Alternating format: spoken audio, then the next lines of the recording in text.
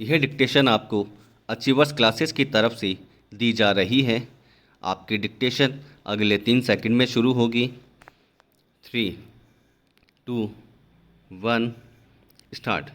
Corona संक्रमण के बनते जा रहे भयावह हालात के बीच यह राहत की खबर है कि केंद्रीय औषधि मानक नियामक संगठन ने रूसी वैक्सीन स्पुतनिक वी के भी भारत में आपात इस्तेमाल की अनुमति दी है। संक्रमण के प्रसार को रोकने के लिए वैक्सीन लगाने की प्रक्रिया में तेज़ी होनी ही चाहिए। ऐसे में देश में 2 की जगह 5-7 तरह की वैक्सीन भी उपलब्ध हो सके तो इसमें हर्ज ही क्या है। इसलिए स्पुतनिक वी के भारत में आपात इस्तेमाल को मंजूरी मिलने का स्वागत किया जाना चाहिए। अब विश्व स्वास्थ्य संगठन से मंजूर दूसरी वैक्सीन का भारत में आपात इस्तेमाल का मार्ग भी प्रशस्त हो गया है। संकट के इस दौर में इंसान की जान बचाना ही सबकी प्राथमिकता होनी चाहिए। बेहतर वैक्सीन चाहे देश में बनी हो या फिर विदेश में, उनकी व्यापक उपलब्धता ज़्यादा ज़रूरी है, क्योंकि टीकों की उपलब्धता यदि आबादी के हिसाब से नहीं हुई तो प्रक्रिया में समय लगने के साथ साथ संक्रमण का खतरा लगातार बना रहेगा।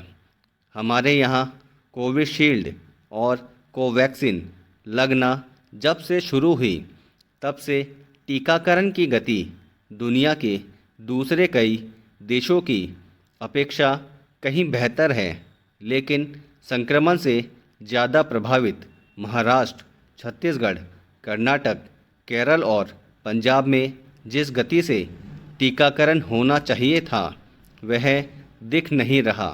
पिछले दिनों टीकों की कमी को लेकर आई खबरों के बीच विपक्ष ने भी कई सवाल खड़े किए, खासतौर से यह कि सरकार अपने देश के लोगों को खतरे में डालकर दुनिया के दूसरे देशों को वैक्सीन क्यों भेज रही है। इस बीच रूस तक ने संकेत दिया है कि वह भारतीय टीके का रूस में भी उत्पादन कर सकता है। सही मायने में चुनौती के इस दौर में फार्मा क्षेत्र में अंतर्राष्ट्रीय स्तर पर एक दूसरे के सहयोग की ज़्यादा ज़रूरत है। ऐसे में दुनिया के तमाम सक्षम देशों को आगे आना चाहिए।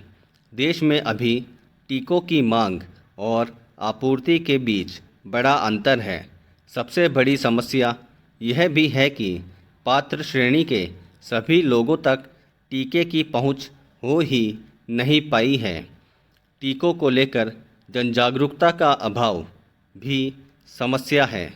टीकाकरण को लेकर लोगों में बैठे डर व भ्रांतियों को दूर किए बगैर कोविड से सुरक्षा का घेरा मजबूत करना आसान नहीं होगा।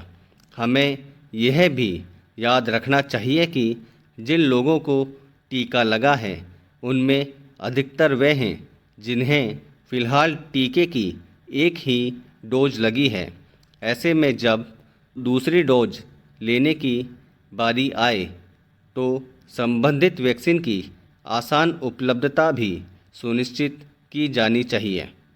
दोस्तों, अगर आपको इस डिक्टेशन की कंप्लीट आउटलाइन प्राप्त करनी हो तो आज ही हमारे टेलीग्राम ग्रुप से उसे प्राप्त कर सकते हैं, जिसका लिंक डिस्क्रिप्शन में दिया गया है।